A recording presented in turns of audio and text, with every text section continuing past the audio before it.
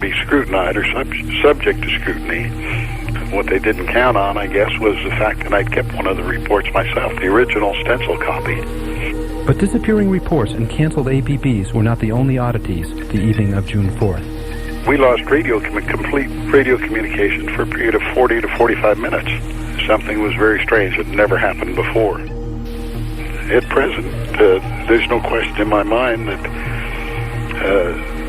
elements of the CIA were involved. Two of the officers, Lieutenant Pena and Hank Hernandez, and the LAPD had retired some years before and gone to work for a government agency that was later found to be front for the CIA. And then, almost as if by magic, they showed up and were at the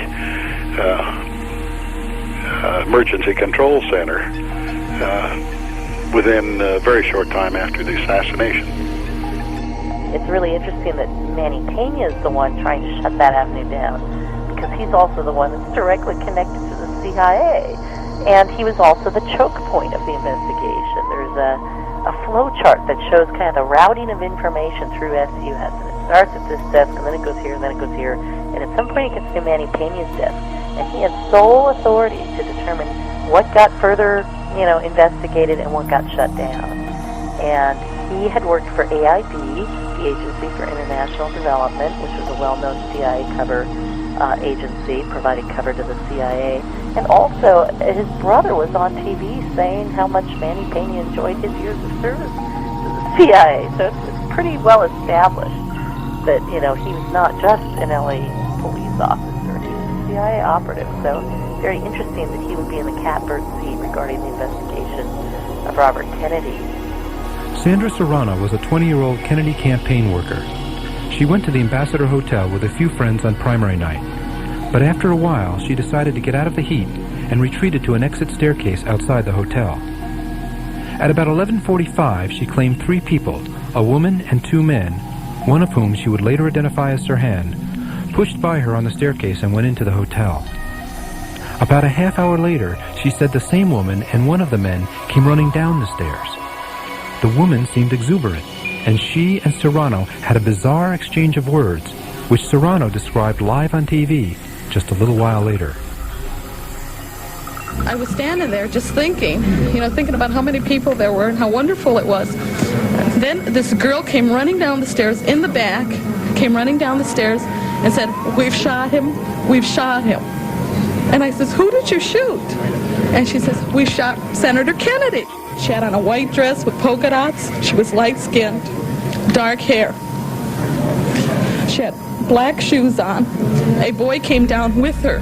He was about 23 years old, and he was Mexican-American, because I can remember that because I'm Mexican-American. The man that I interviewed on that tape was named John Fahey. He claims to have spent the day with a girl who later became known as the girl in the polka dot dress. This girl predicted the killing of Senator Kennedy not only as to the date, but to the exact occasion on which it would occur. A team of investigators composed of Jordan Bonfanti, Bureau Chief for Life magazine in Los Angeles, and myself set out to verify the story of John Fahey.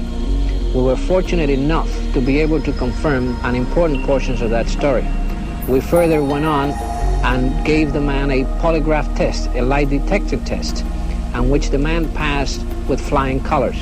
The description given by Fahey of this woman was so detailed that we were able to get a police artist to make a composite. This portrait was later on shown to Vincent DiPiero. Vincent DiPiero had seen the girl in the polka dot dress a few minutes prior to the shooting in the company of Sirhan Sirhan. He immediately identified the girl in the polka dot dress in our portrait as being the girl that was with Sirhan. Now, that girl's description was identical to the description given by many people. She was tall, statuesque, black hair, well built. I did notice that. I remember that she had on a polka dot dress. There were a lot of witnesses to Sirhan's behavior at the Ambassador Hotel that night, and many of the witnesses saw him seemingly in the company of a young, attractive woman. And that would happen in the ballroom, and others would say it happened in the pantry just before the shooting, and at different places during the evening. I saw Sirhan and a lady and another gentleman consistently throughout the evening.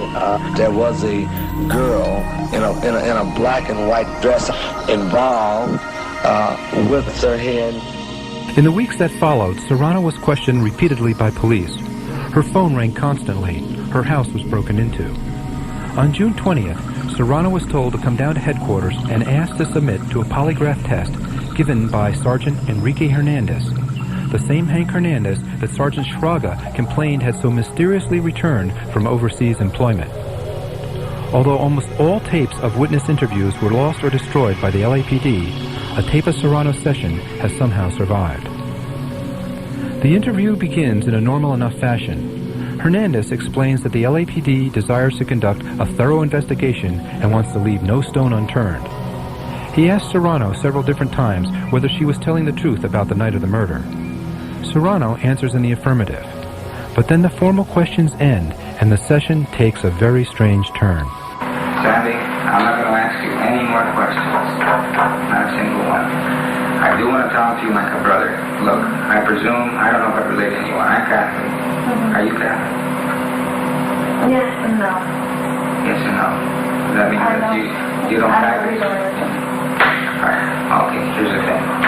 You're an intelligent young girl. You know that for some reason, this was made up. So here's what you have to think about right now, is that I think you owe it to Senator Kennedy, the late Senator Kennedy, to come forth, be a woman about this. If he, and you don't know, and I don't know whether he's a witness right now in this room watching what we're doing in here, don't shame his death by keeping this thing up. I have compassion for you. I want to know why. I want to know why you did what you did. This is a very serious thing. I've seen those people.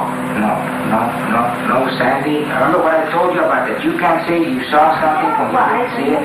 Sandy, look, I can explain this to the investigators where you don't even have to talk to them, and they won't talk to you. I can do this. But I know that as you get older, one of these days you're going to be a mother. You're going to be a mother, you're going to have kids, and you know that you can't live a life of shame knowing what you're doing right now is wrong. So I'm doing anything wrong? Well, maybe you don't feel it, but when you get older, you will. But please, in the name of Kennedy. I don't want to name of Kennedy. I'm going to get this.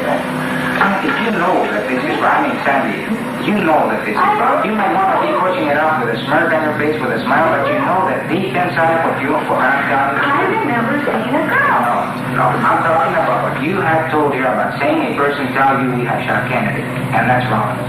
No, it isn't, Sandy. Please, don't have it all. Look, I love this man, and you're shaming if right now, if he can't even...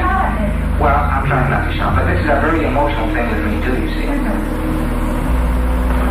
Are you afraid right now, Sam? Huh? Are you afraid? No, I don't like this. I know you don't. I'm afraid. I just don't like it. No, you're afraid.